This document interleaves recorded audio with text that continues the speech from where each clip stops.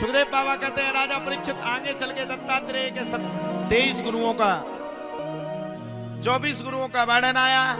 आगे चल के यश धर्म राज धर्म का भी वर्णन आया और अब समय आ गया यदुवंशियों के विनाश का। एक बार की बात है, द्वारकापुरी में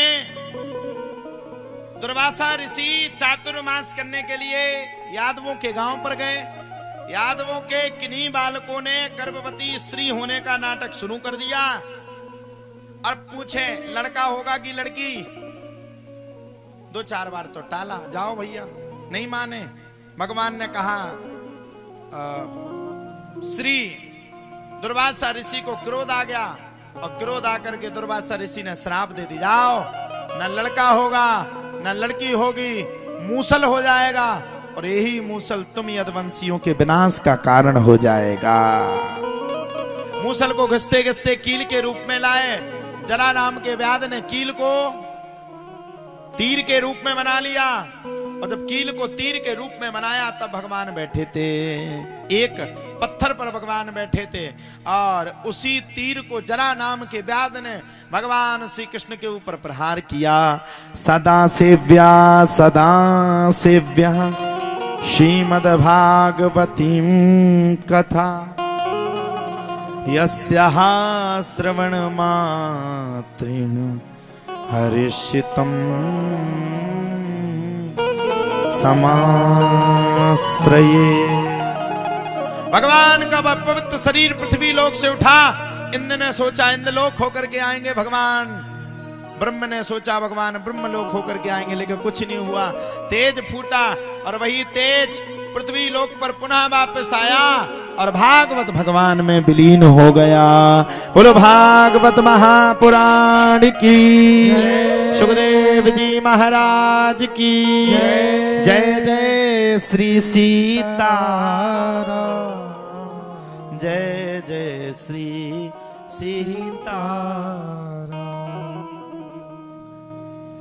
सुखदेव बाबा ने अंत में सप्तम दिवस की पूर्ण कथा करके राजा परीक्षित से कहा, राजा परीक्षित, आत्मा न कभी मरी थी न मरी है और न मरेगी। आत्मा अमर थी, अमर है, अमर ही रहेगी। यह कह करके तुरंत तत्कालीन स्थिति परिस्थिति में सुखदेव बाबा तो चले गए। राजा परीक्षित विराजमान थे। 7वें दिन के अनुसार तक्षक नाम का सर्प आया और उसने राजा परीक्षित को डसा। राजा परीक्षित के प्राण भगवान के चरणों में विलीन हो गए। बोलो परीक्षित जी महाराज की जय। बोलो हनुमान जी महाराज की जय। बांके बिहारी लाल की जय। जय जय श्री राधे। परीक्षित ने अपने प्राणों को भगवान के चरणों में विलीन किया। जब जब भागवत की कथा होगी तब तब राजा परीक्षित के प्रसंग को कहा जाता है। इसी प्रसंग के साथ शुरुआत होती है और इसी प्रसंग के साथ भागवत भगवान की कथा विश्राम होती है। आइए कथा को विश्राम ने कथा विसर्जन होता है। सुनो वीर हनुमान। भगवान को अपने अपने धाम पर पहुंचाएं। इससे पूर्व सब लोग अपने अपने हाथों को जोड़ लेंगे, नेत्रों को बंद करेंगे। हम भागवत का अंतिम श्लोक गुनगुनाएंगे, आप लोग हमारे साथ गाएंगे। नाम संकीर्तनम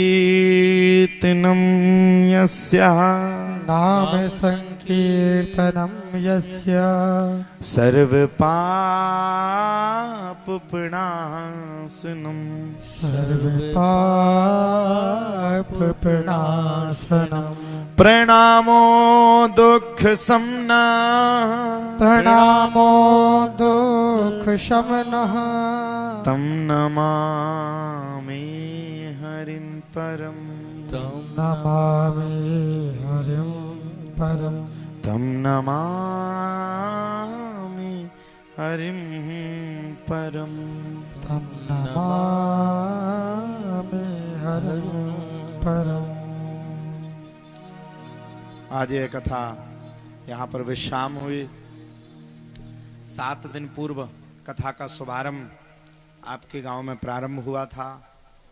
भागवत की कृपा से, बांके बिहारी लाल की अहेतु की दया से बड़ी सुंदर यह कथा यहाँ पर संपन्न हुई।